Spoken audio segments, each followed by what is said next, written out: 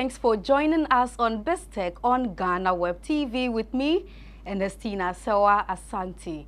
Several people are engaged in fraudulent activities in Ghana, and this canker that has reared its head up in the country has led many to lose their finances and to some extent led many to die. Now, this canker that we are trying to curtail, my colleague Mawuli Ahorlumegah sits with Kwaku Mensah of E-Crime Bureau as they tell us more about financial fraud and how to identify these fraudsters and subsequently report them. Stay tuned.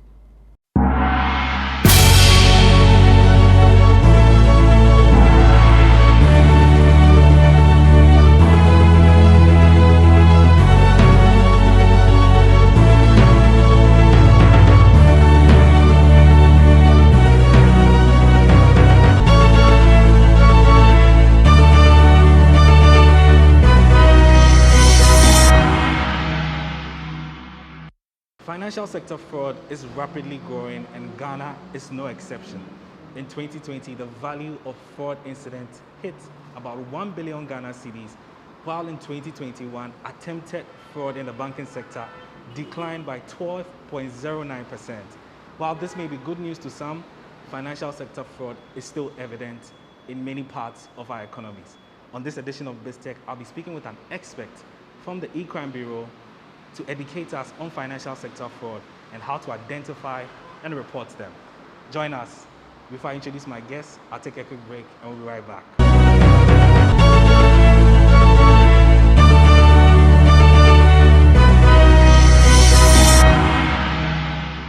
Welcome back from the break. My guest on this week's edition of BizTech is Kwaku Mensah, and he's the lead for financial crimes and anti-money laundering at the E-Crime Bureau. Eric, welcome to BizTech. Thank you very much. Long time. Long time, long time. Many thanks for having us. Thank you too for this opportunity to speak to you about what we do and how we help country and the whole world in relation to mitigating crimes. Yeah. So we want to go into financial sector crimes, primarily focusing on the recent report by the Bank of Ghana. I'm sure you've had time to look at it. Yes, I've actually read the report. Yeah. What's your general assessment of the report? I might say that it's a report that we have been expecting. Year on year, we are told the trends within the ecosystem. Even though we work at E-Crime, we also need to know what the regulator, that is Bank of Ghana, have on their plate. And I must say, when it comes, we are able to also dissect and then juxtapose it with whatever we have also in-house, so that we can have a comprehensive idea of the fraud landscape. Okay. Yeah. For those who are not really familiar with what financial sector fraud is, can you just give us a brief overview? Okay, so financial fraud basically is a deception by someone to gain an undue advantage, of a colleague, or even institution. So classically, someone will say it's a misrepresentation of facts, or even sometimes omission of a matter of fact, to be able to gain a financial advantage over the other person. So that is what fraud is. That is what fraud is. Okay. So back to the Bank of Ghana report. So in 2020, the value of the fraud hit about 1 billion. And then now in 2021, the most recent report, attempted fraud in the sector declined by 12.09%. What's your view on that? Okay, so to put it into perspective, you realize that in 2020, the attempted was very huge, over 1 billion thereabout. And the successful fraud that went through was about 25 million thereabout. And in 2021, the report that just came out, the attempted was 114 million. And the successful fraud was about 61 million. It means that even though the attempted has come down, the success rate of the fraud is very high, over 100%. Still very concerning. Yes, and very concerning, because that means that the criminals have found a way to take the money out. And we would have to find ways and means to prevent them from taking the money out. Yes, they might attempt, but we should be able to block the funds from moving out. And that is the trend we have seen in the report. And it's raised a concern for stakeholders to sit back and then find ways and means to, prevent the criminals from cashing out the funds. Okay, so from your point of view, I know there are some key sectors of the economy that really engage in a lot of fun. Aside the banks, we have the real estate sector, we have, some of these companies, shady companies that come and these financial organizations, some of them registered, unregistered. How do you think we can curtail some of these issues? Because they keep recurring almost every single year. You see, fighting financial fraud is a continuous process. Because the criminals don't rest, they will always find new schemes to be able to defraud institutions and even individuals. It's very important that institutions do an assessment of the products and services they offer. And assessment being risk assessment to find the loopholes that criminals can, exploit to commit fraud. And when they do that, then they now find ways or controls to seal those loopholes, those vulnerabilities. So, for example, typically, we have this e-revolution where we have e-levy even coming in relating to mobile money, all those things. So there should be that focus also on the digital systems, the platforms that we deploy out, whether financial institution or even fintechs and all those things. How are we able to seal the vulnerabilities that will come up when we deploy them? And if these things are answered properly, if staff are also trained properly to man the products or the system that we have deployed, we'll be able to mitigate fraud. Okay. Yeah.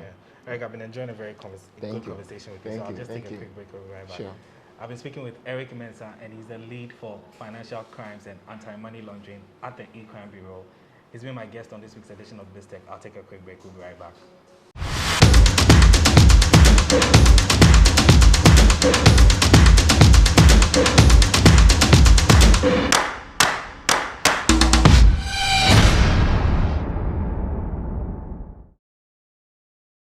Welcome back from that break. Eric Mensah from the E-Crime Bureau is my guest on this week's edition of BizTech, and we'll be talking about financial sector fraud. Eric, I've been having a very enlightening conversation with you. Yeah, it's very good because the questions you also ask also make me bring out what is within the system. Yeah. Great. Now, so I want to come to mobile money, which is the most common money service that we use for many people. Okay, it's like a mini bank on their phone. Yeah. But then over the years, and the most recent report by the Bank of Ghana shows that the type of fraud that occurs within the EMI space keeps surging. We never really see a decline. It keeps rising and rising. What's your view on that? I must say that for fraud on the mobile money space, it is something that would be with us for some time. The reason being that we have seen an increase in the usage of the platform. When it came late, about 2009 thereabouts, the numbers on the mobile money platforms were very less. But fast forward now, you can see that there are a lot of subscribers on the mobile money platforms. And the volume of transactions, the value of transactions are so huge. So fraud, being a rational activity, would certainly gear towards that angle. It would now be targeting mobile money users. That is how the system is. In fact, when you study criminology and the methods or schemes that criminals use, they look at places where they can get the most people. And you realize that as the numbers have increased, their ability to get people to defraud will also be high. The probability will be very high. That is why the fraud schemes over there are becoming so sophisticated. It doesn't only target the individuals, but even the financial institutions that actually offer these mobile money services. We have had instances where criminals impersonate telcos and target financial institutions just to defraud them on their mobile money wallets or whatever portal that they are using. So the space is actually very ripe for the criminals, and we would have to be up and doing in terms of preventing or putting preventive and detective protocols in place to mitigate the fraud that target the platform. Great. So I want to come down to organizations. Before we started this conversation, you mentioned something very worrying for me. That you said 5% of revenue from organizations go into money laundering. How is this possible? Okay, so let me just say it again. It is a report by the Association of Certified Fraud Examiners, and I am one myself. Year on year, we come up with the report to the nations, and according to the recent report, 5% of revenue of organizations go to fraud. Wow. 5%. That's so very worrying. That is very, very worrying. And, you know, we would have to sit back as institutions and look for very comprehensive, you know, fraud risk management, you know, strategies to bring that percentage down. I know fraud cannot be brought down to 0%. As for that one, it is established, but we should be able to mitigate the fraud. Okay, great. So just briefly educate us, what are the key tips that people should look out for to sort of identify and how to report fraud? I know the Bank of Ghana is doing their bit. The E-Crime Bureau is also around. I know Mr. Bosiako's organization as well is also doing really well. So just give us a few tips. Okay, so before I even come to the tips, I must say that we have come a very long way as a country. In fact, we have seen a concerted effort to mitigating the fraud. The regulatory institutions like Bank of Ghana, Securities and Exchange Commission, and the rest have come up with even policies and, you know, measures to help the ecosystem. The law enforcement agencies have also been trained, and they are currently ongoing trainings for them. So they are doing a lot at their side.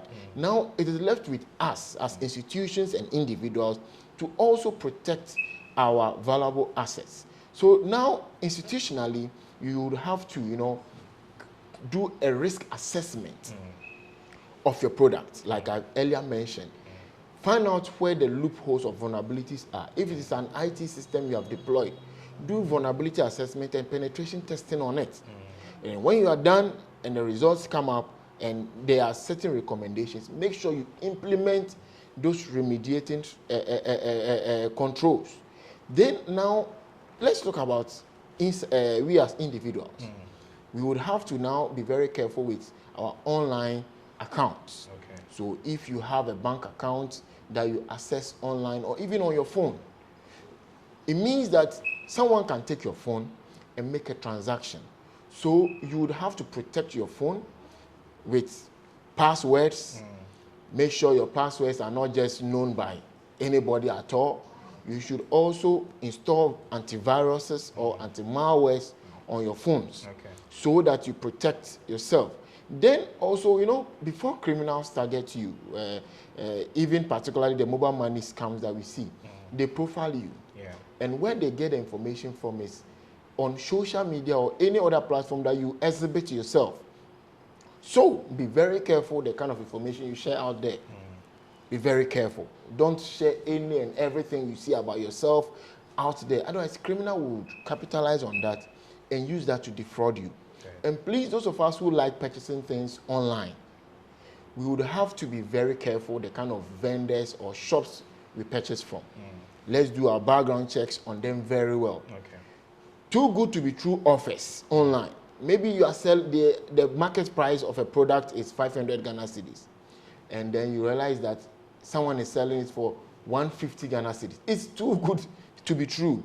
So you should be very cautious of that. And when you do these simple things, not sharing your passwords, not downloading anything at all, clicking anything, promotions on WhatsApp, and you are just clicking, please, you should be very careful on that. And when you do that, at least you can be fairly, you know, protected. So for viewers, I would like to advise you to be very cautious, be very careful. The criminal is out there to target you. So you should also be as wise as a serpent. Stay safe, and I want to see you are the better side of the internet and free of fraud. Thank you very much, Mawuli. Thank you so much. That was very, very educative. I've been speaking with Kwaku Mensah from the E-Crime Bureau, and he's the head of financial crimes and anti-money laundering. And he's been educating us on financial sector fraud and how to identify and report them. He's been my guest on this week's edition of BizTech. My name is Mawuli Ahorlumegah. Many thanks for watching.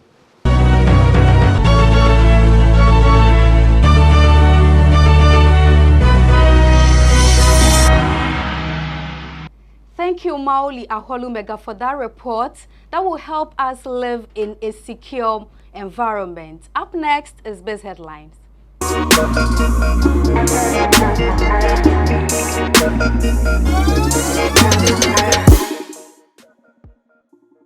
To our very first story, the Ghana Statistical Service has announced that inflation for June has hit 29.3%.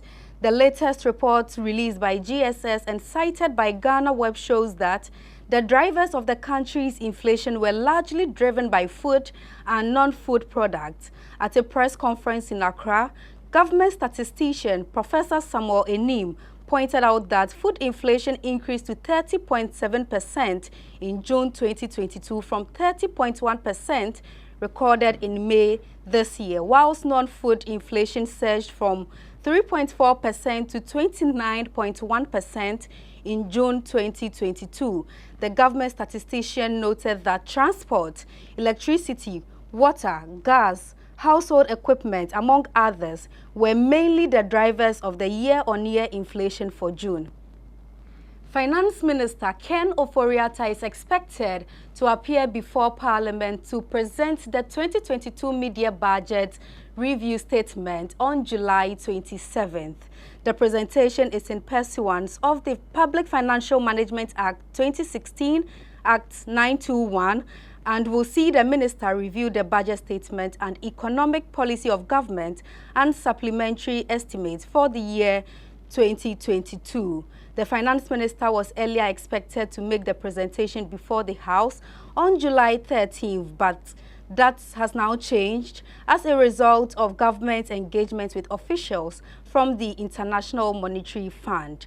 Majority Leader Kwaku Mensah announced the rescheduling when he presented the business statement for the 8th week beginning Tuesday, July 12th and Friday, July 15th.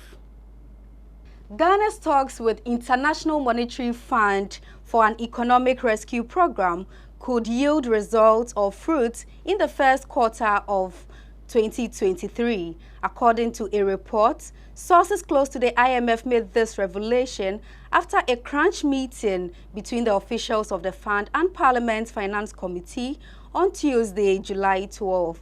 The IMF source, according to reports, said the fund is seriously concerned about the country's debt position and will undertake a debt sustainability analysis before agreeing on a deal with the government. International economist at Johns Hopkins University in the United States of America, Professor Steve Hanke, has described the Ghanaian cedi as a central bank junk currency. Junk currencies are simply those whose values are unreliable in both the international and domestic markets. In a tweet cited by GhanaWeb, the US-based economist ranked the Ghana cedi in 16th place out of the 18 other currencies on his currency watch list due to the persistent depreciation of the cedi against other major trading currencies. GPRTU has said it is poised to kick against any attempt by government to reopen the toll booths. In a press statement cited by GhanaWeb, it said the recollection of tolls will cause more harm than good to Ghanaians amidst the current economic crisis. It is also noted that there will be an upward review of transport fares in the coming week. The Transport Union described the fare increment or attributed a fare increment to the increase in petroleum products on the market as well as the price increments in spare parts. PURC has postponed the announcement of new tariffs for 2022 to 2027 multi-year major tariff to July 15th this year. In a press statement cited by GhanaWeb, the Executive Secretary of PURC, Dr. Ishmael Aka, said the Commission identified several issues during the analysis and examination of the tariff proposals that need further deliberations and engagements. The deliberations and engagements with the utility companies, Dr. Aka said, will help address the challenges.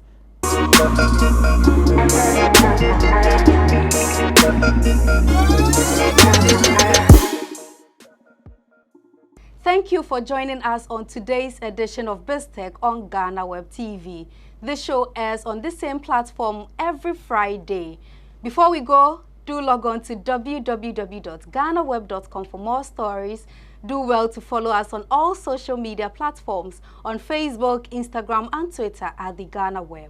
On YouTube, GhanaWeb TV. I am Ernestina Serwaa Asante. Do have a lovely weekend.